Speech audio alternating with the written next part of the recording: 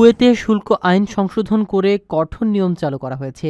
এখন থেকে দেশটিতে প্রবেশ বা প্রস্থানকালে ৩,০০০ কুয়েতি দিনার বা সমমূল্যের নগদ অর্থ, স্বর্ণ, গহনা, ঘড়ি বা উচ্চমূল্যের পণ্য থাকলে তা কাস্টমস কর্তৃপক্ষকে ঘোষণা করা বাধ্যতামূলক। আইন লঙ্ঘন করলে দোষীদের বিরুদ্ধে আইনানুগ ব্যবস্থা, এমনকি গ্রেফতার কিংবা পণ্য বাজেয়াপ্তের ব্যবস্থা নেওয়া হবে।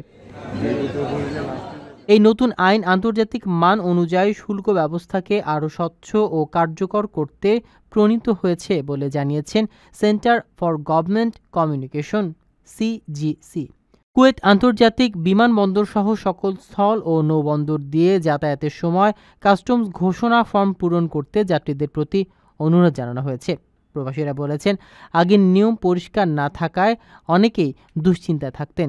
এখন স্পষ্ট নির্দেশনার ফলে স্বাচ্ছন্দ্য বোধ করেছেন। ব্যবসায়ীরা জানান, নিয়ম জানা থাকায় এখন গ্রাহকদের সঠিক পরামর্শ দেয়া যাচ্ছে। শুল্ক সংক্রান্ত তথ্য কুয়েত কাস্টমস কর্তৃপক্ষের অফিসিয়াল ওয়েবসাইটে পাওয়া যাবে। প্রিয় প্রবাসী, আপনার নিরাপদ ভবিষ্যতের জন্য অর্ধেক দামে আজই ফ্ল্যাট বুকিং করুন। ঢাকায় প্রবাসী সিটি দিচ্ছে সীমিত সময়ের স্পেশাল অফার। জমি ও ফ্ল্যাট একসাথে। যোগাযোগ করুন স্ক্রিনে দেওয়া নম্বরে।